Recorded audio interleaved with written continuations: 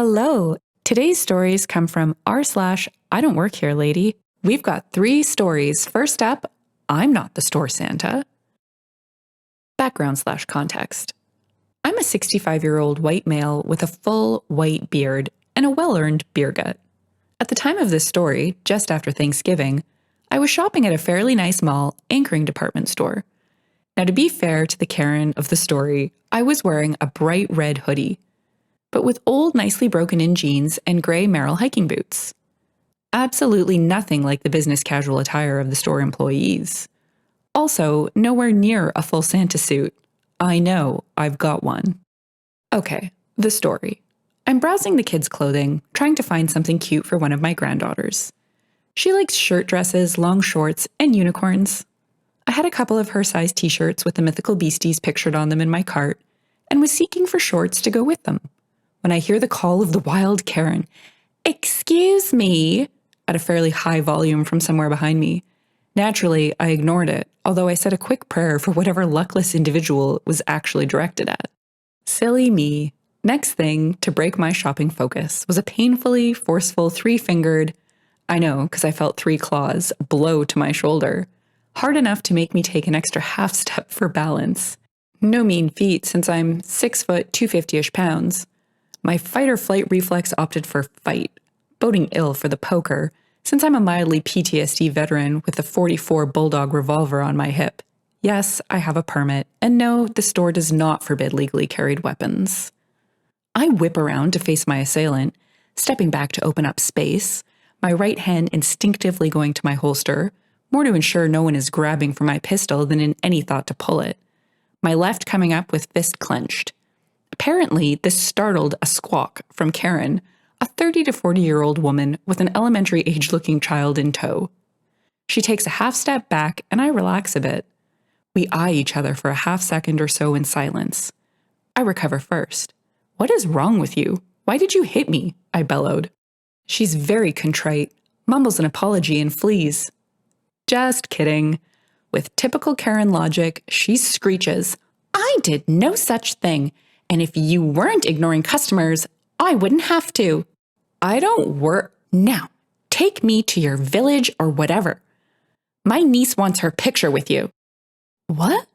I actually said that. I think my brain locked for a second trying to make sense of this nonsensical topic shift. "You know, where you take pictures of kids?" "Lady, I'm not a photographer." Total confusion now. I mean, I'm thinking, did I have a stroke or is she having one? "Of course not. The kids sit on you and get their picture taken. Kind of Santa are you?" Me, brain gears finally meshing, remembering the color of my sweatshirt. "Ma'am, I'm not Santa. I'm a shopper, just like you." Thinking, except I'm not crazy. Karen, puzzlement finally replacing entitled wrath on her face. Well, then you shouldn't dress like one. You're just a tease." Me, shaking my head. "So I shouldn't wear jeans?" At that, I start to hear laughter, the kind of suppressed snort that gets away from someone who can't keep glee inside anymore. I turn and see a couple of employees and a few customers I hadn't noticed before with various expressions, ranging from mouth-covered snickering to red-faced, cheek-puff grins. So does Karen, who stalks away without another word. Hardly my best comeback, but at least it pleased the peanut gallery. I simply bowed and went back to shopping. We all know even Santa has to go shopping in the off-season. I'm sure even he doesn't appreciate being accosted by Karens when he's undercover and in jeans. And now, onto some comments. I would have just turned to her and said, "I know exactly what you've done and how much of a bad girl you've been this year, so you get nothing, which means your whole family gets nothing. Do you want to tell your kids that, or shall I? By the way, I don't effing work here." OP. HHH. Ho, ho, ho, which is Santa for LOL. I read it as, "I don't elfing work here." I'm 191 centimeters tall, full white beard, and hair to match. I'm also largish, around 150 kilos. But I'm also a gym rat, so large but relatively well-proportioned. I get that, "Hey, you must be Santa Claus" crap all the time. I growl a reply, "Ho ho, no, I'm not jolly." Not even a minuscule amount. This reminds me of my experience. My hair is naturally white because of a medical condition. It started turning white while I was in grade school, and by my mid-20s, it was pretty much totally white, and I had grown tired of coloring it. So I let it go natural, as in Snow White. One fall near Halloween, I was shopping in a store that sells items for the home. There was an older gentleman who was also shopping with his wife, and he also had rather long white hair, and he was growing his beard out because he actually plays Santa at Christmas time. He sees me and compliments my hair and asks if I would like to be his wife for a while. He asks this right in front of his wife. At first, I was confused and a little surprised. Then he points behind me. Several children were behind me talking about getting to see Mr. and Mrs. Claus out shopping together. We chatted a bit, and he was serious about wanting me to work with him during the holidays. I declined his offer, but was amused by the whole situation. No crazy Karens in my story. Not everyone gets invited to a threesome with Santa. Second story, didn't know enough about power tools. A few years back, I was at a big hardware chain store buying a power tool. I'm an electrician, and I'm dressed like it. Now, employees in this place wear high-vis yellow, but so do a good portion of those coming in to buy stuff, like me. I'm undecided on the make of tool I want, so I'm reading up on the differences between a few, and an older guy next to me asks a question about his choice. Are the blades for this compatible with the Ryobi ones? Just thinking he thinks I might know. Dunno. What does the packaging say? It should have a list of blade codes it uses. What code am I looking for? No idea, mate. Back to browsing. That's not good enough. Still looking down at what I'm doing, replied jokingly, Yeah, I've failed you. Raising his voice. Well, why don't you find out? I look up and scowl. What? Piss off, find it yourself. Guy throws the tool onto the shelf and storms off. I think, what a tool, and go back to what I'm doing. A few minutes later, I hear a voice a few meters away. He doesn't work here. That's a customer. I look up, and Guy is standing all puffed up with a manager in tow, and I immediately realize that he thought I worked there and was trying to get me in trouble. I've worked in retail in my younger days and still carry some residual resentment toward customers, so my response just came out automatically. I looked at him and in the most disdainful soft tone just said, and went back to browsing. The reaction from the two of them was quick but satisfying. The manager is pushing down a grin. The old guy deflates and looks utterly mortified. I'd feel bad, but the staff in those places aren't paid enough to have to deal with people getting them in trouble. The job sucks. Don't make it suck more. I think telling the guy to look for the codes was actually quite helpful. It's not his fault the guy can't read. And now on to some comments. Was talking to a friend last night about customers like this. I honestly wish there was a secret employee. One person who could be a customer that has the freedom to say the things all of us would love to say but get in trouble for. If I win the lotto, I honestly am just going to hang out in retail stores waiting for these people, just to tell them off. It's a nice fantasy to have to get me through the bad days. Was this Australia? Seems like it. That was an incredibly Australian story, and the only thing missing is the F off, ya runt. Now, I am regretting not adding, it could be a Kiwi too, but close enough. OP. I'm a Kiwi, yeah. Same thing though, close enough. Laugh my A off. Ex-retail getting mistaken for an employee will never end well for the entitled customers. We already lost all will to live, homie. And now for our third story. You're going to call the police? Sure, I'll wait.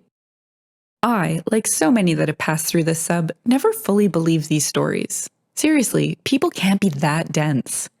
Even as a police officer, I cannot recall in my 7 years as a sworn officer coming across some people that are as dense as some of these stories. Well, today disabuse me of that notation. Also, this will not be word for word, but to the best of my memory. Also, apologies for my English. I graduated at a prestigious private school in the southern US and got my bachelor's in criminology, and I'm working on my master's at a university in the Midwest. So any mistakes in my spelling or grammar is completely my fault. Background. I am a US Marine Corps vet and a police officer. Also, I am currently on admin duty because I tore my quad when I failed to properly jump a fence during a foot chase, so I am walking with a cane currently. Cast. Karen, awesome manager, buddy cop, and me. The event. I had just gotten off of my duty shift and decided that since the weather is going to be nice over my weekend, I'm going to get a couple of steaks, some corn, and just stuff for a cookout with a couple of my buddies. I'm looking at the steaks, comparing cuts before I put one back. When I hear it, the mating call of the wild Karen. This is a sound that I am familiar with. But she can't seriously think that I work here. I am in a plain, logoless white polo shirt, tucked into my uniform pants, midnight blue cargo pants, and my black boots. The workers here wear black button-up shirts, khaki pants, and a green apron with the store name on it. Managers tend to wear black pants but still have the apron, but with manager on the name tag.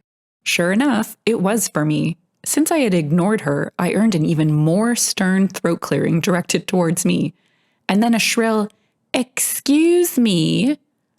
I'm an a-hole, but I also think I am hilarious. This is a horrible combination when facing a Karen. It is because of this disastrous mix of character traits that I call back to her without a look.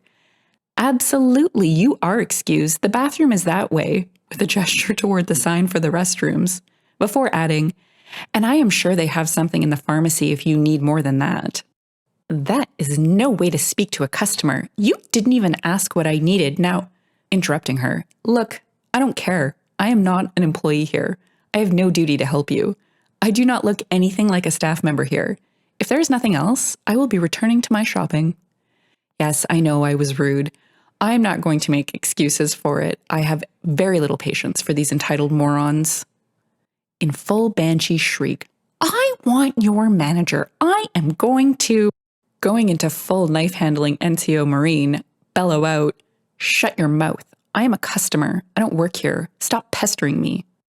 The problem with going full devil dog when in public is the general public is not accustomed to the volume level a good yell that the diaphragm can produce. Also, the tone of voice is very hostile. The bigger problem with going full devil dog is when you are using a cane to keep you standing, it becomes very easy for you to be toppled. And this is exactly what Karen did. Fair play, Karen. Fair play. She kicked my cane out from under my hand, and I was too far forward to recover and went down like a sack of potatoes. She then started hitting me with her purse. I have been hit harder by pillows wielded by my 6-year-old niece, and yelling about me assaulting her and needing the police. I don't know if it was 2 minutes or 30 seconds, but it wasn't that long. It just felt like it was a bit because I was embarrassed about how easily I went down and how much it hurt my leg. But it was this point that assistant manager comes over and gets Karen off of me and helps me up. The whole time Karen is still screaming until she remembered that she had her own phone and called 911, screaming things at me like, "I'm calling the police. You're in trouble now." And "I didn't ask for you to touch me." What? Assistant manager looked at me as confused as I was, and I just shrugged. "Do you know what is going on?" "Yeah. She tried to get my attention. I made a glib remark. She told me to get my manager. I dressed her down. Then, as I was in the middle of unloading on her, I think she kicked my cane and I went down. You saw the rest." "Liar. You felt me up, and then when I pushed you off of me, you hit me with that stick. And if it wasn't for the fact that I hit you with my purse, I'd be dead." At this time, I'm pretty sure the dispatcher had said something to her as she said into the phone, "Yeah, he's about 6 foot, a large white man in a white polo and black pants with boots. We're at the store name and location." "Yes, I think I am safe. The manager is here, but he seems to know my attacker. I think he wants to touch me too." "No, Karen, no. No one wants to touch you." Assistant manager and I exchange looks before assistant manager asks me, "It appears she called the police. Can I ask you to wait in the store?" he says to me, with a nod. "Sure, I'll wait." It was only a couple of minutes before Buddy Cop comes walking up. My last name. What is happening here? We got a call about some unwanted touching. The fact that I was addressed before Karen sent her into orbit. I could see Buddy Cop's eye just glaze over. And since I had trained Buddy Cop when she joined the force, I knew this meant she had already tuned the irate Karen out. I just looked at Buddy Cop and said, "Take her statement, this is the manager on duty, then review the security footage." Karen, being Karen, starts with a, "We don't need the security footage. This man touched me. Arrest him." And she also threw this gem out. "You're a woman, and you know him. You must know what type of a man he is. You can be honest that he probably touched you too." Buddy Cop looked over to the manager and said, "I think it would help more if I were to see that footage first." It was at this point that Buddy Cop's partner tells the Karen that we both, Karen and I, are supposed to stay with him while Buddy Cop goes with the manager. Apparently, not only did the security camera catch everything in 1080p, but it also had audio. Buddy Cop returned about 5 minutes later, looked at her partner, and then pointed to Karen. "Arrest her for assault and making a false report." Buddy Cop then got into Karen's face and said, "I have been touched in the past. It is people like you that make false claims that make it so hard for us actual victims to get the help we need." And that was really the end of it. The assistant manager helped me get the rest of my things for the grill out, and I got a nice 25% off coupon. Edit. First, according to my physical therapist, it does not appear Karen did anything to re-injure or set back my healing. As such, my lawyer has advised against a civil suit. Not only is Karen entitled, but she thinks everyone wants to touch her. Must be nice to live a life of such delusion. And now for some comments. That must have been a massive purse for her to be able to store all that audacity.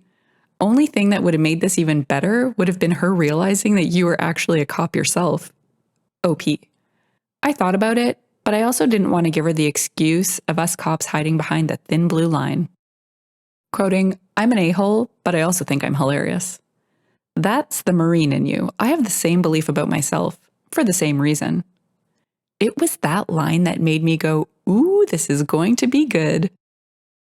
If you've enjoyed the story and would like to hear more, consider liking, subscribing, and leaving a comment. Thanks, and bye for now.